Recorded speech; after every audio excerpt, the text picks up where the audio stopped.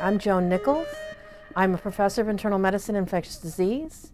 I'm also the Associate Director of the Galveston National Laboratory, and I'm Associate Dean for Student Affairs for the Graduate School of Biomedical Sciences at the University of Texas Medical Branch at Galveston. I have my bachelor's degree from State University of New York at Geneseo in upstate New York.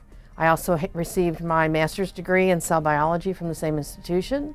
I then worked for a few years in industry, and then I eventually came back to academics, and about 8 years after I graduated with my master's degree, I began my PhD studies while I was working at University of Rochester in Rochester, New York. Then I moved with my mentor at that time to Texas, to UTMB. And once I was here, I took a full virology program. I'd already done studies in immunology in Rochester, New York, and we felt it would be better if I made that more broad or had more components that went along with that training. And that's why I took a virology program here at this university.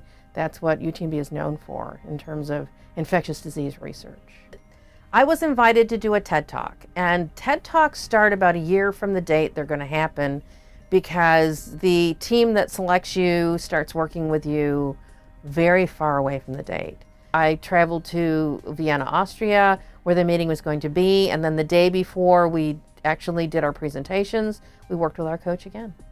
Although I was presenting my research in terms of development of a bioengineered lung, I was also trying to explain the process of doing high-risk, high-benefit research, how difficult it can be at times, how rewarding it can be at times, and everything that was involved more than just the scientific component, because this is not a scientific meeting. It's a lay audience, and you never know what the people are that are going to be there. And it was amazing. I like teaching, I like presenting. I have never had an experience before where I walked into a room of people and I said what my project was about and what I wanted to do, and I asked everybody to breathe with me. And there were so many people in the room, all I heard was the room breathe, as if it was one big expanding lung itself. It was amazing. The sound was huge to me. And then I sailed into my talk, and I was in the moment and in the talk more than I think I've ever been, and it was a fabulous experience. My research team is the first group that's developed a bioengineered human lung. And that's a major research accomplishment for anybody, let alone my research team. So making a bioengineered human lung, or being the first group that did that, means that we have devised both a technique, a method to isolate human cells and repopulate a lung scaffold, a structure that supports the cells the way they would normally be supported, as well as a method for going forward in terms of testing this lung in every way possible, including transplantation in an animal model, to make sure that it works.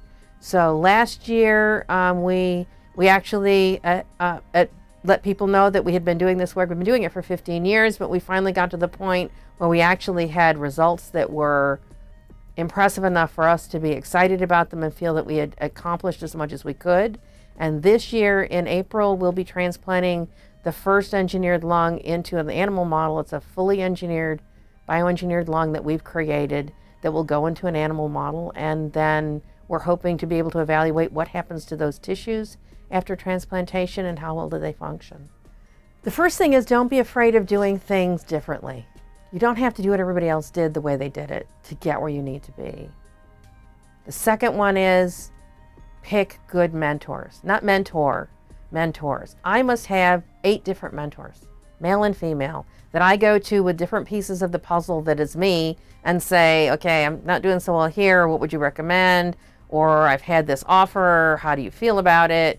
Or how do I balance saying no? That's the hardest part lately. How do I say no to people and do it gracefully and not hurt their feelings by saying, no, I can't do something? Because you can't be everywhere. The other part of it is training. I have done workshops, sessions at national meetings.